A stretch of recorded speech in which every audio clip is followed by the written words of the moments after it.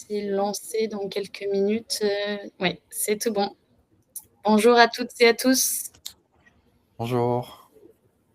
Ça y est, nous, commençons la webconférence sur le financement participatif avec notre partenaire, Médé. Je vous laisse, vous connecter, prendre, connaissance, de l'outil, de bien vous installer. Bonjour à tous. Bonjour de la Réunion, super. N'hésitez pas à nous mettre en commentaire aussi quelle est votre activité, où est-ce que vous en êtes, si vous êtes en développement de votre activité ou alors, en projet de lancement.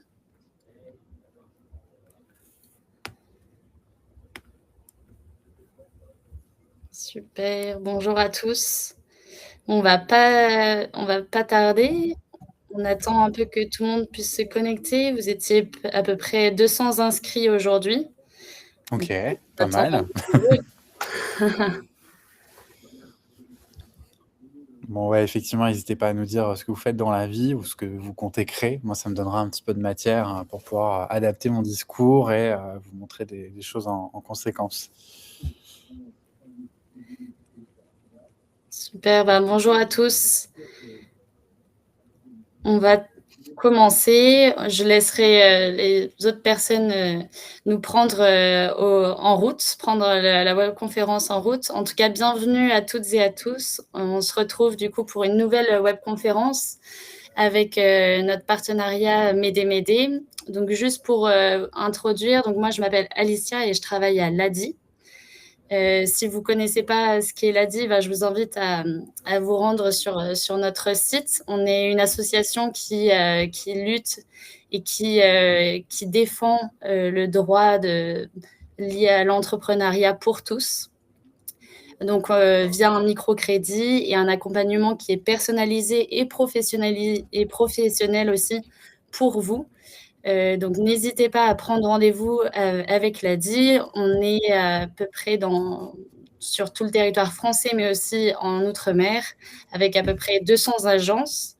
Donc si vous n'avez pas une agence juste à côté de chez vous, il y a sûrement une permanence ou en tout cas, vous pourrez, avoir, un conseiller qui peut vous accompagner. Donc je vais vous mettre les liens, en description. Et donc, aujourd'hui, on accueille Antoine Besnier qui va nous parler de cette webconférence et qui, je l'espère, saura susciter votre intérêt. Donc merci encore à vous, Antoine, et je vous laisse, la parole. Avec plaisir. Eh ben, écoute, merci pour, l'introduction et l'invitation, de l'ADI. J'ai l'occasion d'intervenir régulièrement pour l'ADI, c'est toujours un plaisir. Alors, je vous préviens, je ne vois pas le chat, mais j'y passerai, de temps en temps. De toute façon, on essaiera de prévoir une session de questions-réponses, à la fin, de cette session.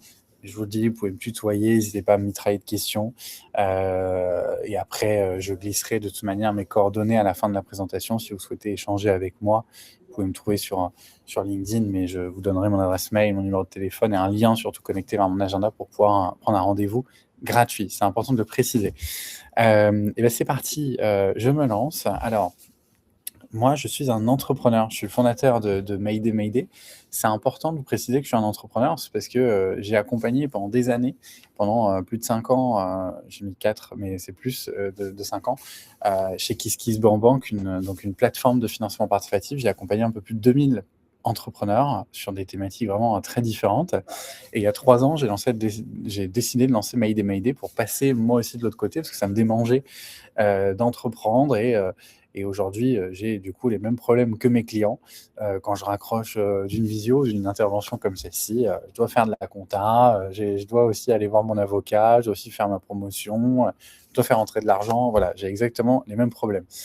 Mon métier, c'est, en tant que fondateur de Mayday, c'est d'accompagner les porteurs et porteuses de projets à réussir leur campagne de crowdfunding. Ce pourquoi on dit que je suis un copilote de campagne de financement participatif. Moi, j'ai un profil à la fois de commercial et de communicant. Je voulais vraiment les 2 parce que les commerciaux, pour moi, ne savent pas communiquer et les communicants ne savent pas vendre. Voilà, mes journées, c'est vraiment 8 salles, 8 ambiances. Là, en ce moment, j'accompagne pas mal de porteurs de projets dans la mode, des chaussures, des vestes aussi, des associations sur les fake news en ce moment, contre les violences sexuelles, sexistes, différents produits, des commerces. Enfin voilà, c'est un métier assez passionnant. Alors, petit sommaire pour aujourd'hui. Comprendre. Alors, au premier point, comprendre le financement participatif. Hein, je vais vous raconter, vous expliquer tout ça. 2, vous allez comprendre que c'est pas facile, donc préparer sa campagne, parce que c'est un exercice qui se prépare. Et ensuite, je vous parlerai un peu plus de moi, ce que je propose en termes d'accompagnement, donc la partie se faire accompagner par Mayday, donc moi-même. Alors, si on commence sur comprendre le financement participatif, il faut entendre que le financement participatif, c'est pas un concurrent, des banques, c'est un outil de financement alternatif. Donc on peut appeler ça, crowdfunding ou financement par la foule, hein, comme on veut. En fait, c'est complémentaire au circuit traditionnel, aux outils traditionnels. C'est-à-dire que dans un plan de financement, on peut très bien se dire: «OK, j'ai un peu de fonds propres. Ensuite, pourquoi pas je vais voir l'ADI, pourquoi pas, je fais un prêt d'honneur, je vais voir une banque», tout ça. Et pourquoi pas je fais du financement participatif. C'est un ensemble de choses et le financement participatif, c'est pas que de l'argent, c'est aussi beaucoup de communication. Via le financement participatif, on peut financer des projets de nature très diverses. Voilà, c'est important de l'entendre. La genèse un petit peu du financement participatif, bon, ça a toujours existé, hein. En réalité, les premières campagnes, elles ont été, menées avant même la naissance d'internet. En fait, la Statue de la Liberté, elle a été offerte, pardon, par la France aux États-Unis, mais sans son socle. En fait, il y a un appel aux dons assez populaire, qui a été fait. Alors pourquoi populaire? C'est qu'il y a eu beaucoup de petites contributions et en fait, c'est ça le principe du financement participatif. C'est de dire qu'avec des miettes, on fait une baguette. Laura va mettre 50 €, moi je vais mettre 10, et ça, plus ça, plus ça, à la fin, ça peut faire beaucoup. Ce qui a changé aujourd'hui, c'est que grâce à internet, on peut facilement accéder à des outils. Donc il y a des plateformes de crowdfunding qui sont faites pour ça. C'est des outils hyper spécifiques parce qu'ils répondent à certains besoins, à des mécaniques, à des codes et avec des systèmes de paiement sécurisés. Mais ce qu'il y a à retenir sur cette, diapositive, sur cette slide, c'est que, l'idée même du financement participatif, c'est de pouvoir redonner du pouvoir sur son argent. C'est parfois une revanche ou une preuve. Moi, j'ai beaucoup de gens qui vont voir le banquier, le banquier dit non, et ben, en fait, on va prendre sa revanche en montrant que la foule, que le peuple est intéressé par votre projet. Alors, il y a 3 types de crowd. Alors il y a le crowdfunding, c'est notre sujet du jour sur lequel on va se concentrer, c'est mon expertise. Donc le crowdfunding, c'est non dilutif. Non dilutif, ça veut dire que vous ne devez pas d'argent à qui que ce soit. Par contre, ce que vous devrez aux gens, ce sont des contreparties non financières, du coup, qui sont symboliques, matérielles, expérientielles. On reviendra dessus, mais c'est un mode de financement par le don et ou la précommande. Ensuite, il y a le crowdlending. Alors là, c'est un petit panorama, hein, comme ça vous voyez tout ce qu'il y a. Le crowdlending, c'est le prêt, mais c'est une notion d'investissement. C'est-à-dire que je vais décider d'investir dans une centrale photovoltaïque, de mettre 2 000 € et j'espère faire une plus-value dans 48 mois à hauteur de 8%. Et le crowd equity, c'est de l'investissement pur. Là, on va prendre une position ou des positions dans une entreprise en espérant qu'elle soit revendue ou une autre action pour faire une plus-value. Donc ça, c'est pas avant 2 ou 3 ans d'exercice parce que, vu qu'on est sur une notion d'investissement, même si c'est le grand public qui investit, ils attendent un retour sur investissement. Donc ils vont regarder l'équipe, la vision, les exercices précédents. Alors que moi, sur le financement participatif, donc le crowdfunding, on raconte une histoire. On raconte pas des bobards, mais on raconte son histoire parce qu'on est beaucoup plus sensible à une histoire qu'à un business plan. On parle au grand public. Voilà. Donc, on va se concentrer sur le crowdfunding. À qui ça s'adresse le crowdfunding? Ça s'adresse à tout le monde. En fait, qu'on soit un particulier, un indépendant, une entreprise, une association, une collectivité, un acteur public. Moi, j'accompagne tous ces types d'interlocuteurs. Donc, c'est hyper riche. Pour quel projet? Tous les projets. Alors, il y a un astérix, ce n'est pas pour rien. C'est que Alors, il y a les projets créatifs, associatifs, entrepreneuriaux. En fait, tant qu'ils fédèrent, ça peut entrer ça peut être éligible au financement participatif. En revanche, il y a des projets qui sont à risque, qui sont les projets B2B. Généralement, on perd pas trop de son temps à faire une campagne auprès de la foule quand on fait du B2B. Mais une campagne en B2C n'exclut pas de faire un chouïa de B2B. Et ensuite, les projets immatériaux. Donc, quand je parle de projets immatériaux, ce sont des applications, des plateformes, sont quand même des projets qui sont moins sexy, à part s'ils répondent à une douleur. Là, ça peut être satisfaisant pour lancer une campagne. Pourquoi lancer une campagne? Alors, c'est un levier à impact multiple, il y a plein de raisons. Diversifier ses sources de financement, donc on peut voir ça comme un complément, comme de l'amorçage. Voilà, c'est toujours intéressant, ça ne mange pas de pain. Rechercher des financements de manière simple et rapide. Alors ça, c'est vrai, oui et non, parce que on n'a pas de compte à rendre à une banque, comme je vous l'ai dit, on va raconter une histoire, mais il y a quand même du travail derrière tout ça. On n'a rien sans rien. Élargir son public cible. Alors ça, c'est intéressant de préciser que le crowdfunding, c'est pas que de l'argent, je l'ai dit tout à l'heure, c'est aussi une campagne de communication, c'est un sprint. Ça permet aussi de tester son projet. Voilà, quand une campagne ne réussit pas ou qu'elle réussit plus ou moins, on va interpréter ce succès ou cet échec pour tenter de comprendre pourquoi ça a fonctionné, plus ou moins. Voilà, on va en tirer des leçons. Également, ça sert à développer sa présence sur le web, évidemment, mener une campagne et se démarquer d'autres parce que tout le monde ne lance pas de campagne de financement participatif. En quelques chiffres, pour que vous y voyez un petit peu plus clair, donc durée, montant, panier moyen, taux de réussite. Alors, ce sont des moyennes, donc par définition, des moyennes sont bâtardes. Mais là, je vous donne quand même une idée. Le montant moyen collecté est de 5 000 €. Après, ça dépend de son segment. Par exemple, un food entrepreneur, quelqu'un qui entreprend, par exemple, pour lancer un restaurant, lui, il sera plutôt autour des 7 500, 10 000 €. Et ensuite, ça dépend aussi de votre influence. Si vous avez personne qui vous suit sur les réseaux sociaux, alors je ne vous demande pas d'être influenceur, mais si vous avez vraiment personne, vous avez personne à qui adresser cette campagne, du coup, il y aura pas, on ne pourra pas espérer collecter beaucoup plus. Le panier moyen, il est à 50 €. Voilà, il a tendance à augmenter, ce qui est plutôt curieux vis-à-vis de la conjoncture. Le nombre de contributeurs par campagne moyen entre 70 et 170, donc c'est quand même une grosse fourchette. La durée moyenne d'une campagne en nombre de jours, 30 à 45 jours. Alors, l'idée, c'est de créer un événement. Si on crée un événement de 6 mois, ce n'est pas un événement, c'est un non-événement. En fait, dans cette durée, on a 2 temps forts. On a le début de la campagne, parce qu'il y a une certaine émulation, une certaine excitation. Il y a la fin, parce que on va amener un sentiment d'urgence. Moi, généralement, les campagnes que j'accompagne sont sur 35 jours, parce que sur 35 jours, ça permet d'avoir 2 tombées de salaire dedans et d'avoir un vrai rendez-vous calé sur un peu plus d'1 mois. Le pourcentage de réussite, alors là, je l'ai pris sur la plus grosse plateforme française qui est Ulule, mais il y en a plein. Il y a Ulule, il y avait KissKissBankBank, il y a, pour qui j'ai travaillé d'ailleurs, il y a Hello Asso, il y a sur les assos, comme son nom l'indique, il y a Mimosa sur l'agriculture, l'alimentation, D'Artagnan sur les châteaux, et d'autres plateformes spécialisées sur bien d'autres choses. Et moi, j'ai la chance de pouvoir valoriser un taux de réussite à 100%. Mais ça, il n'y a pas de secret, c'est du travail. Moi, je ne suis rien sur les gens que j'accompagne et eux non plus. Il y a une règle à connaître, c'est impératif d'en tenir compte quand on détermine un objectif de campagne, c'est la règle du tout ou rien. En fait, si on n'atteint pas son objectif, promesse est faite aux contributeurs de les rembourser. C'est-à-dire que si j'ai un objectif à 5 000 € et que j'ai 3 000 €, tout le monde sera remboursé.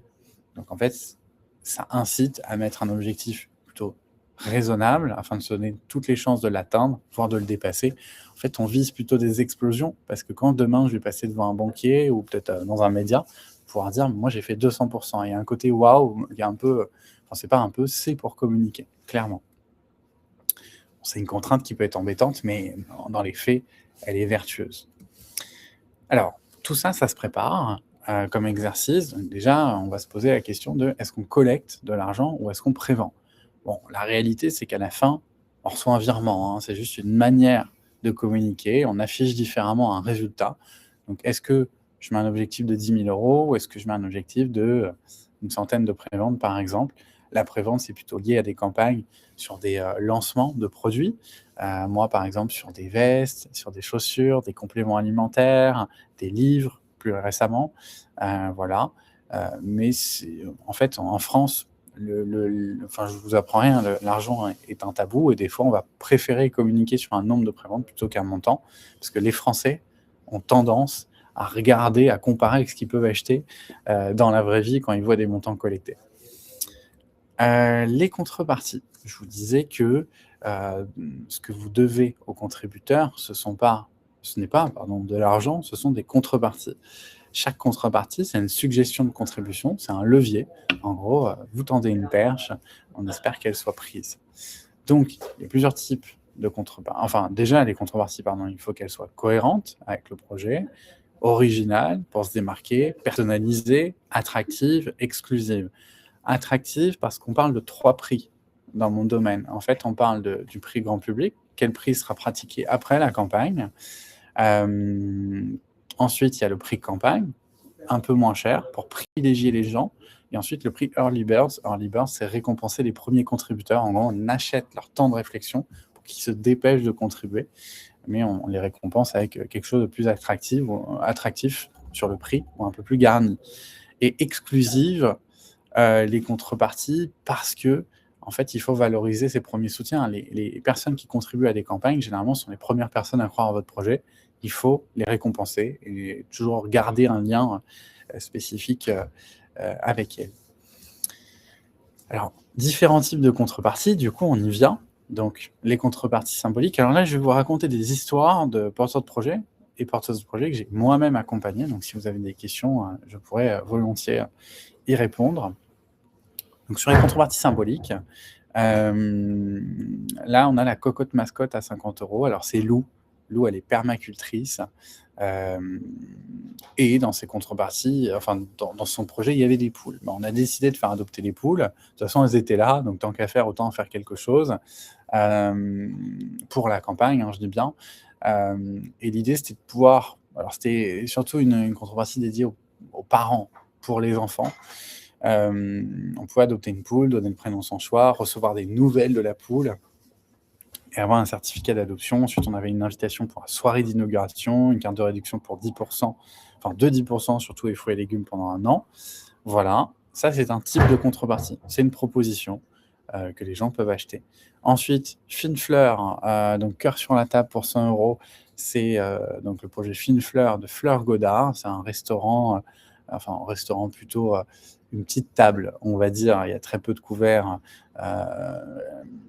Un bar à vin, tapas, à Saint-Ouen, donc dans la région parisienne, dans un resto. Il y a des tables, il y a des chaises, et ben on en adopte. Alors, ça paraît bizarre d'adopter des choses, mais les gens adorent. Ça permet de briller en société, comme on dit. Sur la table, on va mettre peut-être une pyrogravure, une petite plaque dorée avec un prénom. Et ça n'empêchera pas, s'il n'y a pas marqué Antoine, enfin s'il y a marqué Antoine, on peut quand même s'y attabler si on ne porte pas ce prénom. Mais en tout cas, voilà, ça crée du sentiment d'appartenance. Après les contreparties symboliques, on a les contreparties matérielles, qui sont souvent les contreparties les plus évidentes.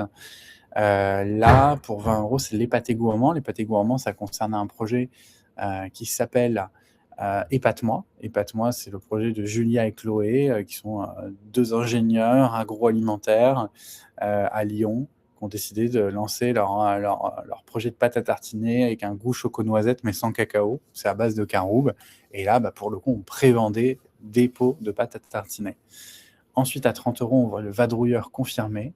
Alors là, c'est Mathilde. Mathilde, elle a quitté son travail de commercial dans une très grande entreprise française.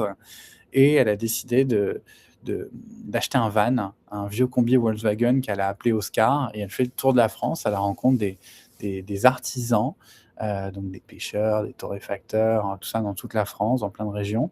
Elle s'appelle Vanity Vadrouille, si vous voulez la regarder sur les réseaux sociaux. Et elle a fait des cartes routières épicuriennes, comme elle les appelle. C'est des bonnes vieilles cartes routières, faciles à déplier, mais carrément compliqué à replier. Et en fait, dedans, il y a des bons plans, il y a tous ces passages, et cetera. Donc c'est une carte à haute valeur ajoutée parce qu'on va la payer 15 € l'unité normalement, mais dedans, on va trouver des bons pour avoir, je sais pas, un cookie gratuit dans une telle boulangerie, etc. Donc, dans cette contrepartie, on avait 2 cartes routières au choix, une carte postale, le fait de rejoindre une communauté sur WhatsApp, et après, on a toujours des petits clins d'œil un peu marketing. Donc, contrepartie symbolique, matérielle, et ensuite, troisième, expérientielle. Alors là, c'était Gardien Troubadour à 75 €. C'était un projet de monument historique à Sancerre, connu pour son vin. La Tour des Fièvres, ça s'appelle.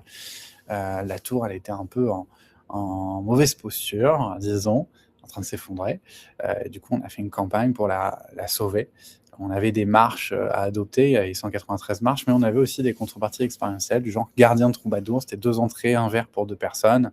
Au coucher du soleil, on pouvait vivre un moment tout en haut de la tour.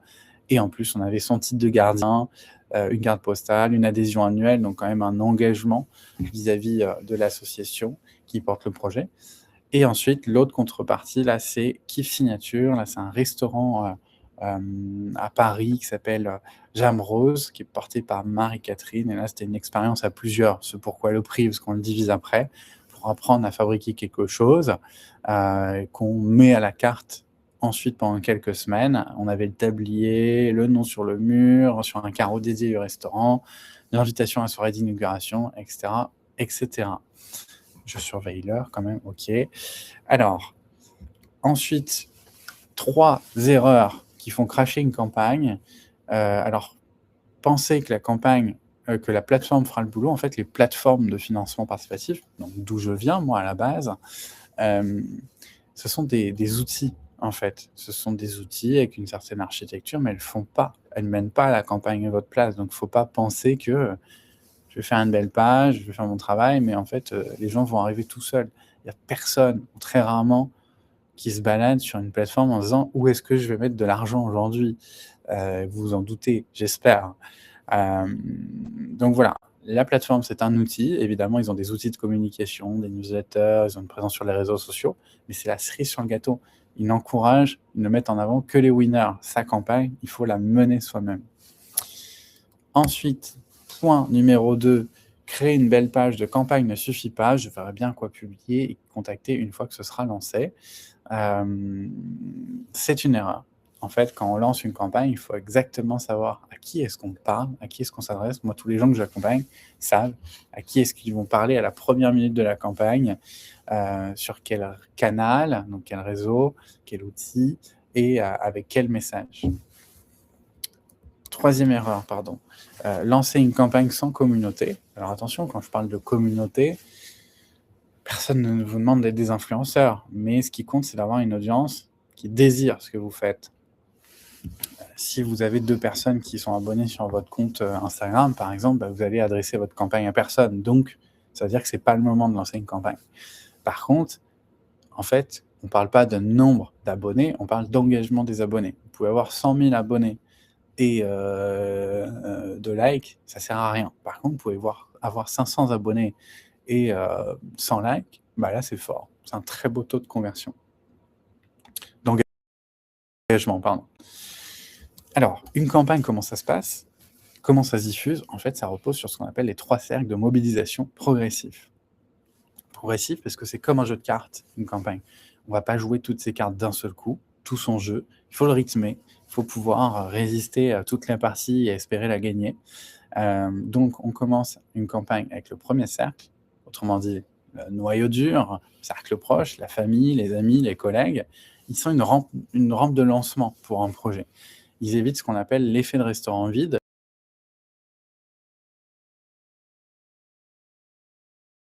Qu'on redoute dans mon secteur d'activité. C'est-à-dire que si vous voyez un restaurant vide, vous allez vous dire « Bon, c'est pas bon là-dedans, donc je vais pas y aller ». En fait, les gens sont très suiveurs. Surtout les Français ont un comportement de mouton dans leur comportement d'achat. C'est le Français, j'en suis, attention, sont les clients les plus chiants du monde parce qu'ils deviennent de plus en plus consommateurs. Ils font de plus en plus attention à ce qu'ils consomment. Donc voilà, on a le premier cercle, noyau dur. Ensuite, on a le deuxième cercle, les amis d'amis, les connaissances. Le troisième cercle, le grand public, les médias et les influenceurs. Alors, quand je parle de médias, il ne faut pas avoir peur. Ça peut être des médias locaux. Par exemple, si j'ai un projet de savonnerie et que je suis à Tulle, je vais aller voir les médias locaux et ils vont généralement être assez réceptifs à ce type de projet artisanal. les influenceurs. Il y a aussi des influenceurs locaux. Quand on pense à influenceurs, il ne faut pas penser aux gens qui ont forcément des millions d'abonnés, des centaines de milliers. Il y a des micro-influenceurs qui sont tout aussi puissants. Alors là, je vous parle de moi, ce que je fais sur l'accompagnement, mais je vais regarder les questions après et on ira se balader sur des campagnes aussi pour que vous puissiez voir des campagnes en cours et voir à quoi ça ressemble. Mais moi, ce que je fais, du coup, vous l'avez compris, c'est copiloter des campagnes. En gros, il y a 2 grandes idées. C'est d'optimiser les chances de réussite d'une campagne, parce qu'une campagne qui ne réussit pas, c'est référencé, ça reste référencé dans les 3 à 5 premiers résultats de Google. Donc si ça réussit, c'est super, c'est de la preuve sociale. Par contre, si ça ne réussit pas, c'est un boulet au pied qui pourrait vous empêcher d'avoir un prêt d'honneur, par exemple, qui pourrait vous empêcher de contractualiser d'obtenir un prêt auprès d'une banque. Ça peut refroidir tous ces interlocuteurs. Donc moi, optimiser les chances de réussite d'une campagne, c'est mon métier, où je partage toute cette expérience cumulée. C'est de l'accompagnement personnalisé. Moi, les porteurs de projets que j'accompagne, ils m'ont dans les pattes durant plusieurs mois, et moi aussi, je les ai dans les pattes, donc je les choisis. Je caste aussi les gens parce que j'ai un mode de rémunération à la réussite, ce qui oblige à être sain. Et l'idée, c'est d'être un soutien permanent. J'accompagne 85% de femmes dans toute la France, mais aussi des hommes. Mais en tout cas, c'est un accompagnement qui peut se faire à distance ou en présentiel. L'idée, en prenant un copilote de campagne, en se faisant accompagner, donc, c'est d'avoir un plan de vol sur mesure, d'avoir un accompagnement qui soit vraiment personnalisé et pas générique, d'avoir une présence à chaque étape. Et vu que les projets entrepreneuriaux sont pleins de turbulences, de réajuster le cap quand il faut. Et j'en sais quelque chose pour moi-même, être entrepreneur depuis 3 ans. Alors, bon, les prix sont sur mon site. On ne va pas en faire un sujet aujourd'hui, c'est assez transparent. Mais moi, il faut savoir que j'ai de l'accompagnement court terme et de l'accompagnement long terme. Mais il y a une formule où je me rémunère qu'à la réussite. C'est-à-dire que je prends le risque de ne pas me rémunérer, mais je choisis les porteurs de projets avec qui je travaille. Et s'ils réussissent, ils sont facturés à la fin. Et s'ils ne réussissent pas, ils ne sont pas facturés. Ça me permet aussi d'accompagner des gens qui n'ont pas forcément les moyens de se faire accompagner, mais qui volontiers veulent donner un petit billet à la fin pour récompenser tout ça. Sur cette slide, vous avez un QR code qui vous permet de prendre un rendez-vous d'une trentaine de minutes, ce qui me permet, moi, de vous dire en toute transparence si votre projet il est éligible au financement participatif. Comme ça, vous ne perdez pas votre temps et moi non plus, si ce n'est pas le cas. Et vous dire si moi, c'est un projet que je pourrais volontiers accompagner ou non. Je vais regarder vos questions et ça me permettra de montrer des exemples au passage. Alors, hop. Merci Antoine. Oui, il y a eu Avec pas mal plaisir. de petites questions. J'ai laissé les personnes poser, notamment Alexia qui dit bonjour, à quel moment lancer une campagne par rapport au lancement de son activité? Faut-il d'abord tester son projet pour voir si le projet peut fonctionner pour ensuite lancer une campagne? Alors, ça, c'est une excellente question et je suis désolé par avance parce que je vais faire une réponse de Normand. Bon, à vrai dire, j'en suis un, donc j'ai le droit. Mais en fait, ça dépend des projets. Ça dépend des projets. Il y a des porteurs de projets qui vont décider de tester leur projet justement via le financement participatif pour voir s'il y a un certain attrait ou non. Après, le meilleur moment, c'est quand même d'avoir une certaine maturité. C'est-à-dire, si j'ai un commerce, je souhaite lancer un commerce, c'est à minima d'avoir peut-être un logo ou pas, déjà quelque chose de dessiné, et d'avoir une volonté de créer une communauté, même si c'est que 50 ou 100 abonnés sur les réseaux sociaux. Moi, ça me permet aussi de me dire que vous avez envie, que vous êtes en voie. Mais ça dépend des projets, parce que si c'est un commerce, je vais dire que le meilleur moment, c'est quand on recherche le lieu. Si c'est un savon, ça dépend. Est-ce que le savon, il est créé ou pas? S'il est créé, pourquoi pas le prévendre dans les mois à venir. Voilà, ça c'est N'hésite pas à prendre un rendez-vous avec moi, c'est quelque chose qui peut tout à fait être creusé. Je vais mettre le lien directement de mon agenda dans le chat, ce sera plus simple. Super, merci en tout cas de ta disponibilité pour tous ceux qui nous regardent. Il y avait aussi d'autres questions. Est-ce que c'est plus intéressant de lancer une campagne avant création ou plus tard? Oui, en fait, tu répondais. Est-ce que c'est quand même du cas par cas ou est-ce que Ouais. généralement tu peux quand même Dire, Bah, évoquer le c'est du cas réseau. par cas. Après, ce qui se fait le plus fréquemment, c'est de lancer une campagne un peu en mode lancement commercial, lancement de son projet. Mais on peut tout à fait avoir des projets qui existent déjà depuis des années, que ce soit des grandes marques ou des petites marques, qui vont faire des campagnes pour événementialiser quelque chose. Ça peut être une collaboration avec un artiste, ça peut être la sortie d'un nouveau produit. Vous avez le droit de créer un événement sur quelque chose. Voilà.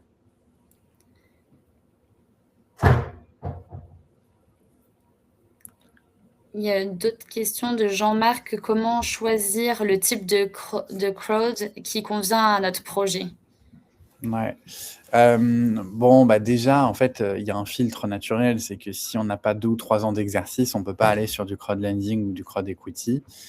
Et après sur le crowdfunding, pour voir si c'est éligible, bah, il faut avoir un projet plutôt en B2C qu'en B2B et après, bah, ça dépend de sa maturité et là, c'est encore une fois, du cas par cas. Oui.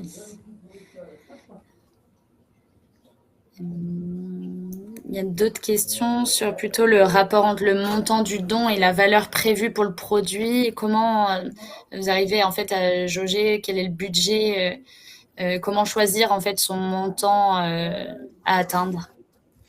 Bah, comment on choisit le montant? Déjà, l'objectif de sa campagne, on va le choisir en fonction des moyennes, donc 5 000 et après les moyennes dépendent aussi des segments.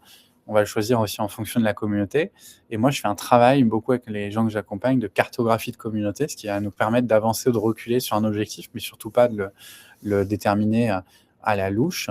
Après, si un pizzaiolo me dit: «J'ai besoin d'un four et qui coûte 5 000 €», bon, bah, on va mettre 5 000 €. Ça dépend des besoins, si c'est une campagne de prévente de produits, désolé, on est vraiment beaucoup dans du «ça dépend», mais c'est une réalité. Mais en tout cas, on vise plutôt, comme je l'ai précisé, à déterminer un objectif qu'on va souhaiter dépasser que de l'atteindre, simplement. Oui, très vrai et j'ai bien aimé aussi ce que vous disiez sur, enfin, sur le réseau. C'est vrai que c'est aussi important enfin, quand on lance, il faut que la communauté, pardon, soit engagée déjà. Ouais. Est-ce que vous auriez un peu des conseils pour, ceux qui nous écoutent, qui ont peut-être pas forcément un réseau autour de soi, qui ont peut-être pas forcément une famille enfin, sur qui compter ou des personnes qui sont en capacité de relayer, pour, bah, justement que cet événement soit, vraiment communiqué au plus large?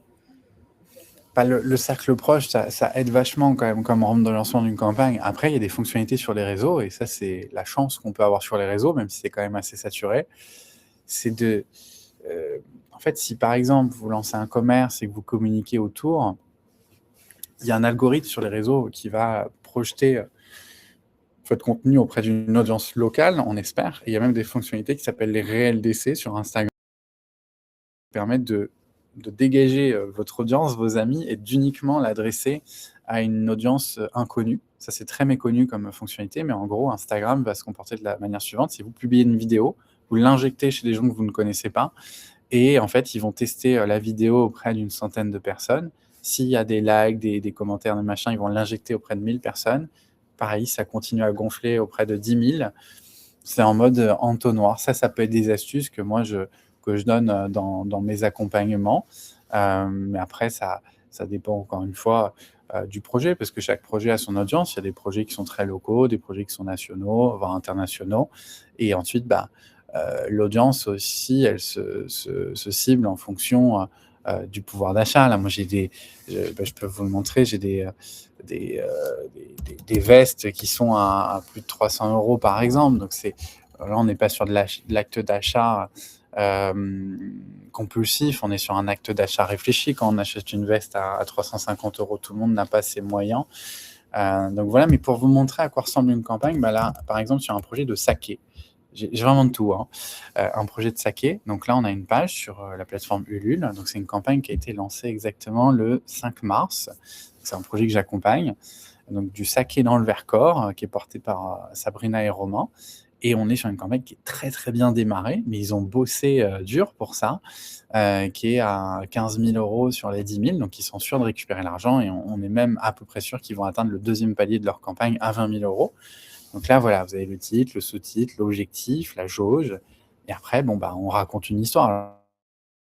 Alors là, ça a l'air facile comme ça, mais tout est travaillé. Il y a les contreparties sur le côté, il y a l'histoire du projet. Chaque page ne se ressemble pas, évidemment. Donc on retrouve cette mécanique de contrepartie symbolique, de contrepartie matérielle, expérientielle, etc. Cette page, elle est accessible en ligne. Si le saké vous tente, si vous avez envie d'aller voir la page, tout simplement, ça s'appelle Symbiose Saké sur Ulule. Est-ce qu'on a d'autres questions? Oui, il y a d'autres questions et je crois que j'ai peut-être mal compris une des questions. Donc, Juliane reprend. Sa question était sur le montant de la contrepartie. Est-ce que vous pouvez nous détailler un peu plus? Oui, en fait, le rapport entre le montant de la contrepartie et la valeur prévue pour le produit. Bah là, honnêtement, j'ai pas de réponse à donner comme ça, parce que tout dépend de ton produit, et tout dépend de quel est l'objectif de la campagne. Est-ce que c'est de faire de l'argent ou pas? Est-ce que c'est de faire concrétiser un projet? Après, généralement, on peut quand même s'en tenir à ce que j'ai dit tout à l'heure sur il y a 3 prix: prix grand public, prix campagne, prix early birds pour les premiers contributeurs. Donc, l'idée, c'est quand même d'avoir un petit geste pour les contributeurs de la campagne et qu'ils soient considérés autrement qu'un client lambda. Voilà. Ok, merci pour votre précision. On a des personnes, Christine qui nous demande, accompagneriez-vous un projet artistique valorisant la transmission, le lien entre les gens et le patrimoine? Je pense qu'il n'y a pas de... Ça se creuse. Ça se creuse. Là, c'est compliqué. C'est peu d'éléments finalement c'est quand même une grande thématique ce que tu exposes. Mais prends un rendez-vous et discutons-en volontiers. Oui, tout à fait. Enfin, il y a aussi Jérôme qui a affirmé ce que vous disiez par rapport à la communauté sur les réseaux. Il dit qu'il est actuellement en reconversion professionnelle et qu'il développe un projet de e-commerce inspiré de la culture urbaine. Et du coup, il Ok. propose un ensemble de projets. Et aujourd'hui, il recherche un accompagnement, un financement. Bah, écoute, Jérôme, je pense que vous êtes au bon endroit pour pour Bah, à prendre... creuser. Après, les projets immatériaux sont pas forcément les plus crowdfundables, mais il faut voir effectivement si ça peut être pertinent. Et moi, durant les 30 minutes que je consacre aux porteurs de projets, je leur dis de toute manière, est-ce que ça vaut le coup d'y aller ou pas? Parce que l'idée, c'est de choisir aussi les bons combats dans votre business. Et si le crowdfunding n'en est pas un, de moi-même, même si je ne prêcherai pas pour ma paroisse du coup, je peux vous dire de ne pas y aller. Voilà. Tout à fait. Mais écoute, je crois qu'il a déjà pris rendez-vous. Certaines personnes ont déjà Ok. pris rendez-vous, donc c'est plutôt bon signe. N'hésitez pas à continuer à poser des questions. On a encore bien 20 minutes devant nous. J'ai vu dans la location, c'est possible. Non, pas vraiment. C'est quoi le B2B? Le B2B, c'est entre professionnels, de la vente entre professionnels. Voilà. Commerce, quelqu'un l'a très justement expliqué, B2B, B2C. Il y a des ads. Les ads, c'est de la publicité en ligne, pour ceux qui ne savent pas. Pour promouvoir, ouais, effectivement, ça peut être une option de promotion de campagne. On active parfois sur certaines campagnes, quand les porteurs de projets ont des enveloppes supplémentaires. Tac, tac, tac. Et je crois que tu les avais toutes lues, les questions, hein. Oui, on a, je pense, bien balayé. Après, comme je dis, n'hésitez pas à continuer à poser vos questions.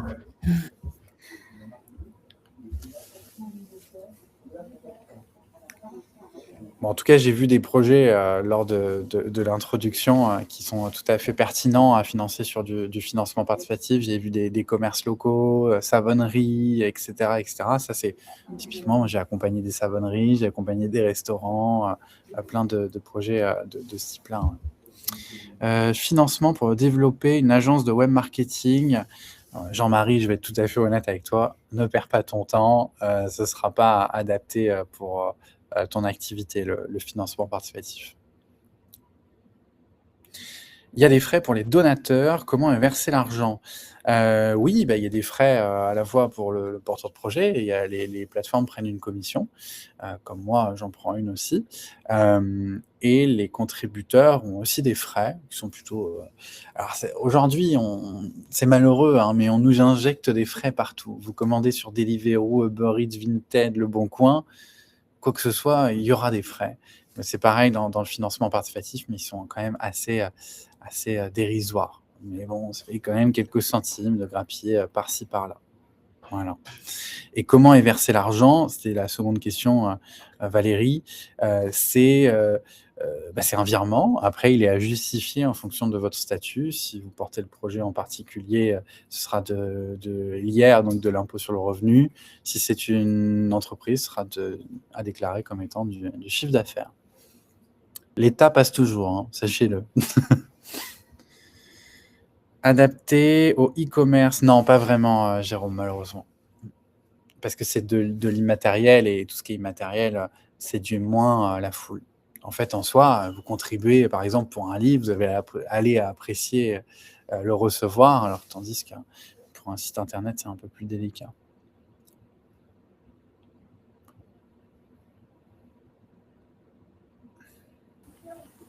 C'est pareil pour adapter au e-commerce, oui. Et pour une activité d'électricien, c'est quand même Ouais. un peu plus complexe. Après, il y a des professions, hein, il y a quelques années, moi, j'avais une stagiaire, une de mes stagiaires qui avait accompagné un électricien qui avait un triporteur. Il voulait revoir un peu sa manière de travailler, l'électricien, et on avait financé le triporteur de l'électricien pour qu'il puisse travailler en mode mobilité douce. Voilà.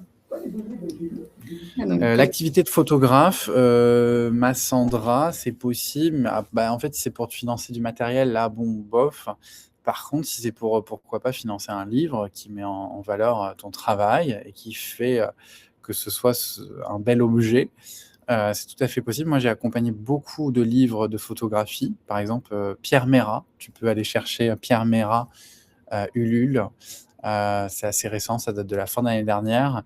Et j'ai aussi j'accompagne toujours une photographe qui, elle, a lancé un magazine sur la jeune photographie toulousaine. Elle s'appelle Maëva Benesch. Ça s'appelle Premier Exemplaire, son projet. Tu peux la suivre sur les réseaux sociaux. Prestation de service, non. Tu vois, moi-même, l'AMMA, je ne pourrais pas faire de campagne de financement. Mais voilà. Y a-t-il une date de démarrage et une date de fin? Bah oui. Une campagne, ça a une durée que je citais, qui pour moi est bien souvent de 35 jours. Ça peut être plus ou moins. Mais ouais, effectivement, il y a toujours une durée. Puis c'est important que vous y voyez clair aussi sur quand est-ce qu'on voit la lumière au bout du tunnel. Bar associatif en milieu rural, carrément adapté, Olivier, carrément crowdfundable.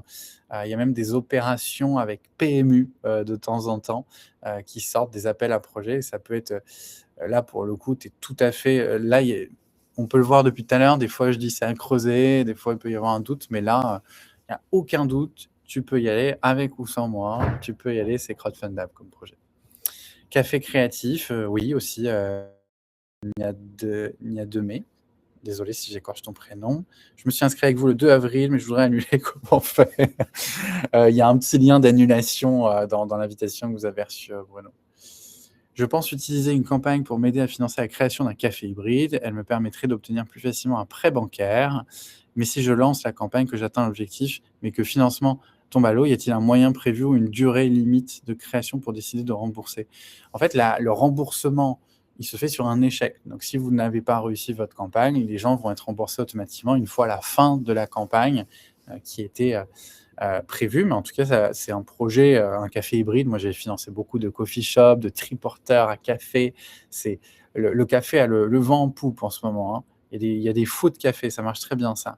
Presse digitale sur les commerçants vidéo reportage. À creuser, Edouard. Je sais pas, il me faudrait un peu plus de matière pour pouvoir te dire.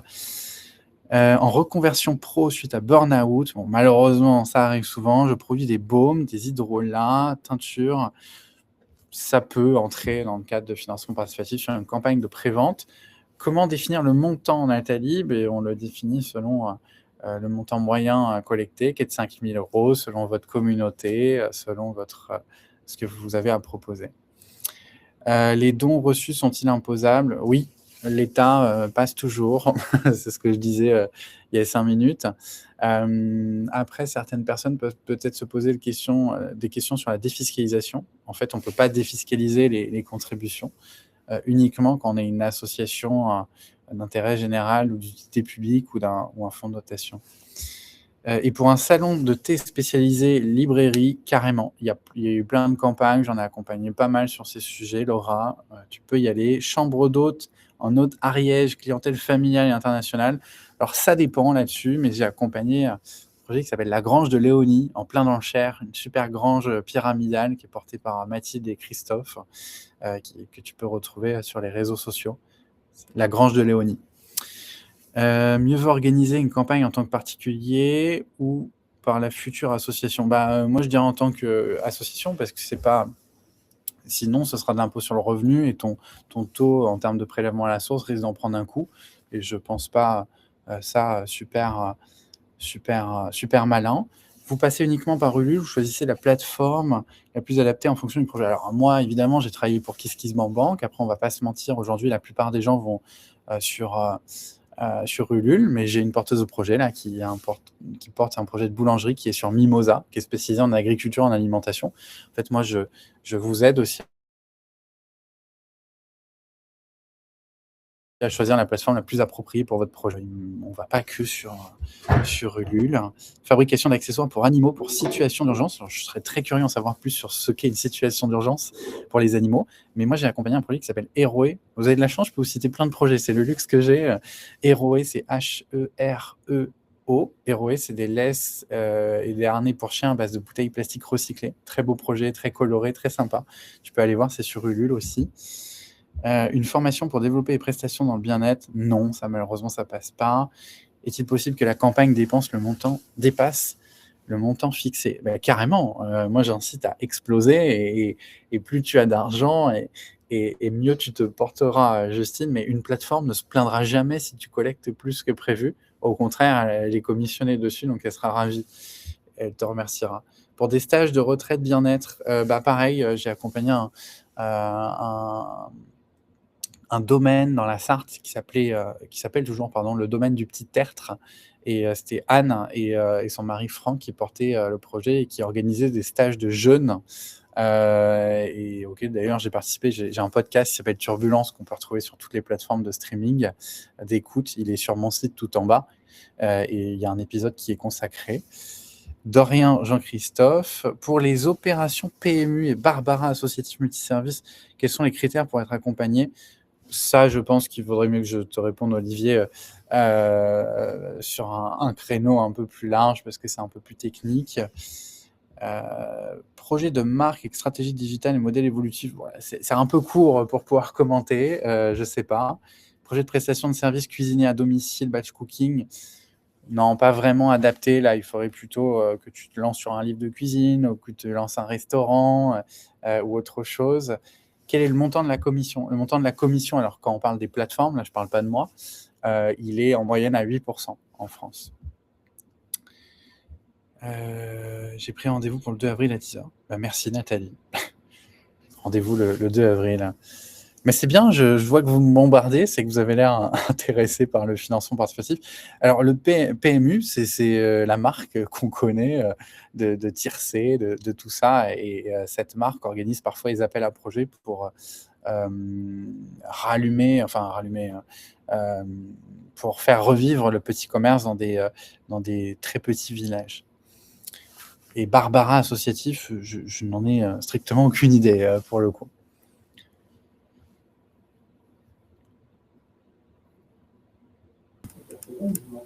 Écoutez, super, c'était très intéressant de pouvoir aussi balayer autant d'activités. On voit qu'il n'y a jamais de trêve à la créativité, donc c'est beau. Il y a du monde du côté de l'ADI, c'est cool.